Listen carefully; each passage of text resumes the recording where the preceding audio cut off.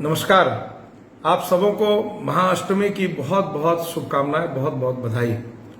माँ दुर्गा आप सबों की झोली खुशियों से भर दे, सबके घर में सुख समृद्धि शांति आए, सबको सद्बुद्धि दे माता। मैं कल बोकारो स्टील प्लांट के नवनियुक्त डायरेक्टर इंचार्ज श्री अमरेंदु प्रकाश जी से मिला था और उनसे मिलकर बोकारो की जो समस्याएं हैं, चाहे स्टील प्लांट से संबंधित हो, बोकारो जनरल हॉस्पिटल से संबंधित हो, या जो लगभग 40 बंद पड़े विद्यालय हैं उनसे संबंधित हो, बोकारो की जो सड़कों की समस्याएं हैं उनसे संबंधित हो, अथवा विस्थापित क्षेत्र की समस्याएं हो, जो विस्थापन की समस्या है, या झुग्गी झोपड़ी वासियों की समस्या है।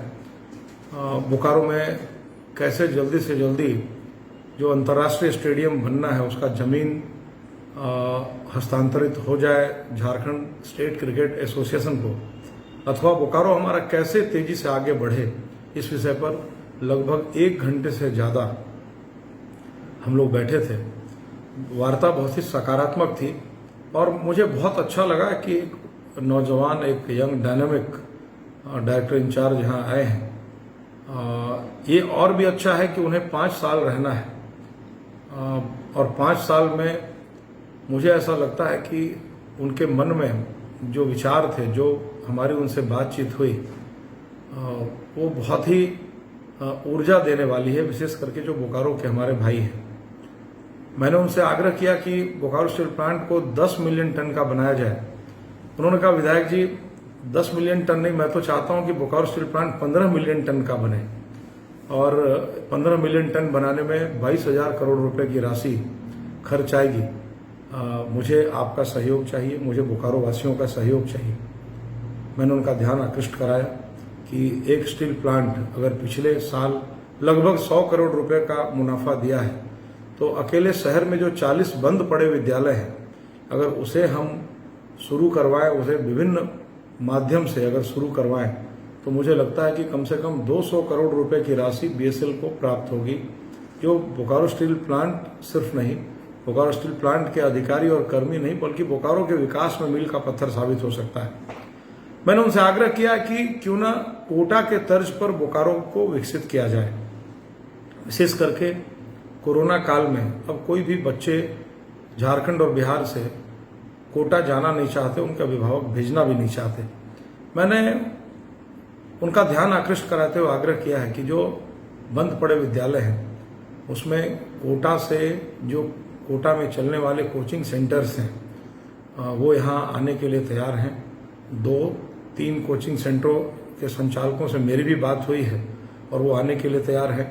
मैंने उन्हें कहा है कि बाद बाकी और यदि कुछ लोगों को लाना होगा तो जो लोकसभा के अध्यक्ष माननीय ओम बिरला जी हैं, उनसे मेरे व्यक्तिगत रिश्ते हैं, वर्षों के रिश्ते हैं, मैंने उनसे भी बात किया है, वो भी सहयोग करने के लिए तैयार है। तो अगर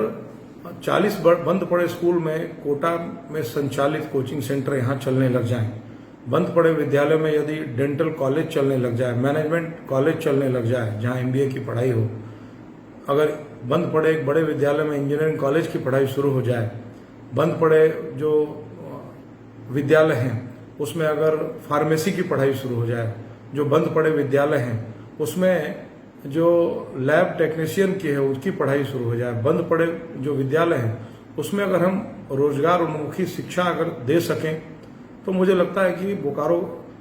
का भविष्य बहुत उज्जवल हो जाएगा। और बोकारो के जो नौजवान भाई हमारे बेकार बैठे हैं या दूर दूसरे राज्यों में जाकर जीविकोपार्जन की चिंता कर रहे हैं, उनके लिए एक अवसर बोकारो में ही मिल जाएगा। उन्होंने मेरे इस बात पर सहमति जताई और बहुत प्रसन्नता व्यक्त की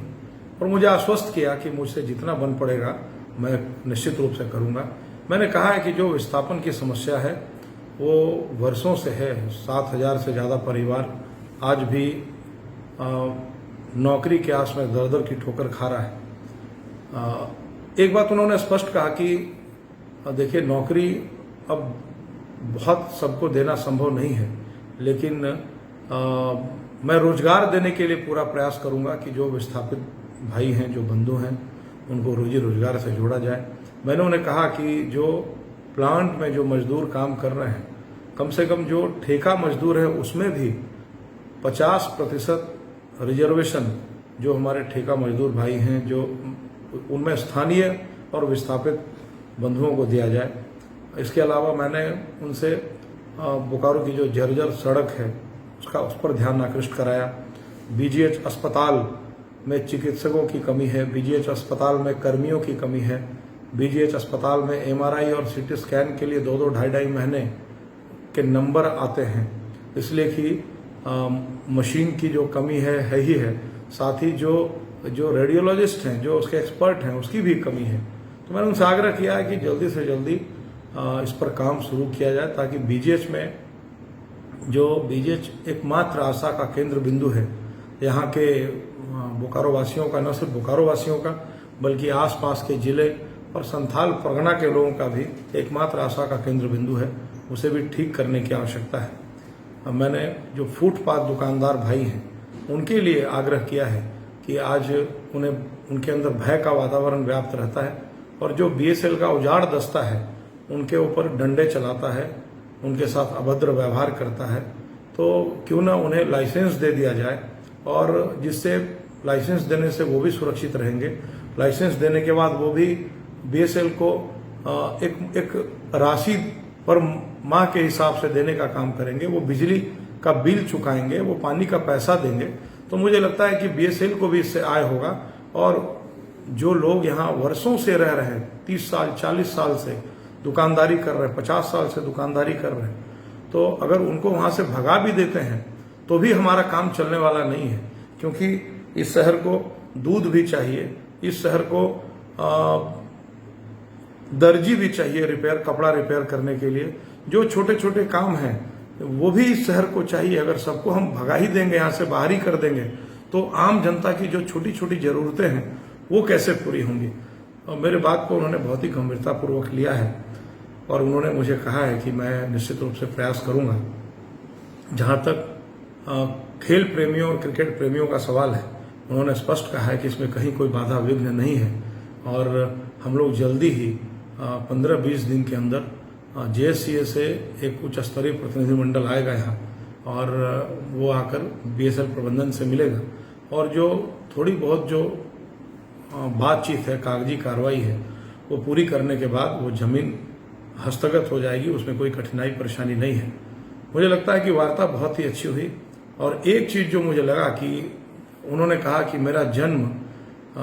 इसी बोकारो की धरती पर हुआ है, मैं पहली नौकरी यहीं बोकारो में किया हूं और बोकारो की हर समस्याओं को मैं भली भांति जानता हूं। मैंने भी उनको कहा है कि आपके मन में यदि बोकारो के लिए करने की इच्छा है तो मेरे मन में भी बोकारो के लिए करने की उत्कट इच्छा है और हम दोनों मिलकर बोकारो को